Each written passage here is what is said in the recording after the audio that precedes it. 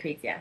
Well, Alisa, you've built a very successful business in Manhattan, New York, that heals women. Now, we're talking specifically here about hormonal issues, and it's interesting and very different, and I'd like to know, how did this all start for you?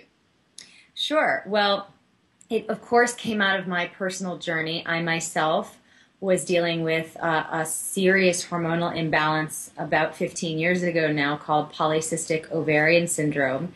And if you want to picture me at that time, I was 200 pounds, covered face, chest, and back in cystic acne, and I was menstruating twice a year if I was lucky.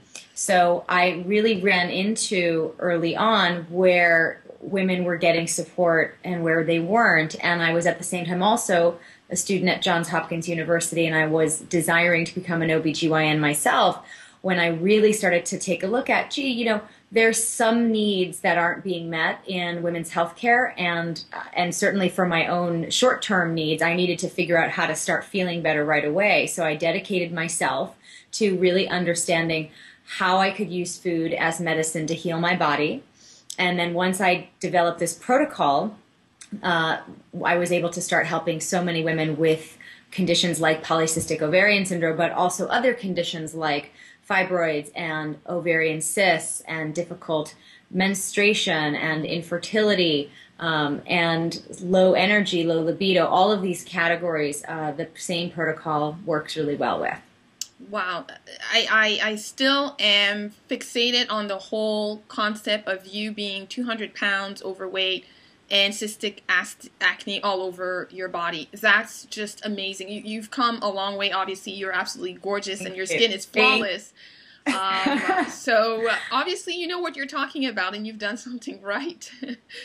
Now, yes, it was an important thing to really see that it was important and life-changing to see that the body could actually heal itself if you know how to work with your endocrine system. And so it's just my privilege that I was able to open up a center now a decade ago in Manhattan and really be able to bring that education to women all over the world. As we like to say at Flow Living, have uterus will travel. So wherever you are, we treat women all over the world. So we have clients in South Africa, Canada, all across the United States, South America, Europe, everywhere. And it's really exciting that so many women recognize that there's something off hormonally and they want to do something naturally to correct it.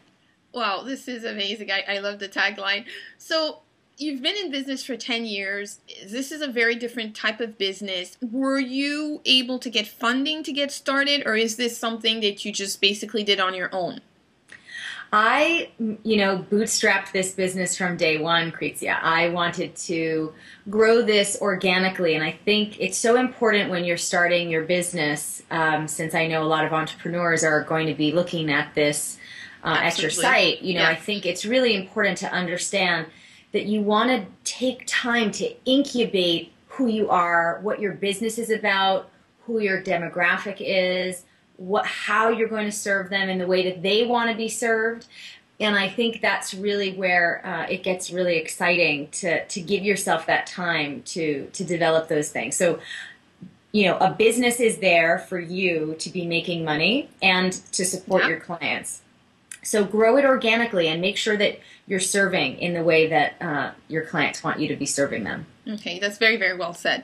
Very well said. Now, in terms of building a business that's really a heart-focused business versus a product-focused business, which, a product is something we could touch and see and whatnot, have there been any challenges for you along the way? I mean, you already talked about the fact that the financing, that's something that you did on your own. But were there challenges that you faced that perhaps somebody with a product business would not necessarily have to deal with?